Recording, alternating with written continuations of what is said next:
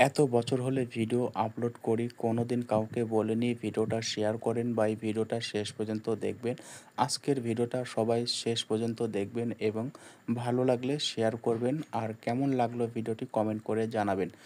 তো দেখতে পাচ্ছেন চারিদিকে শুধু পানি আর পানি, আর পানির ঢেউ এত সৌন্দর্য আসলে আগে কখনো দেখি নাই। যদিও অনেকবার দেখেছি, কিন্তু যত দেখি ততই ভালো লাগে। মনে হয় এই যাত্রায় মনে হয় আগের চেয়ে এখনই মনে হয় ভালো। তো আসলে অনেক সুন্দর একটি পরিবেশ ছিল।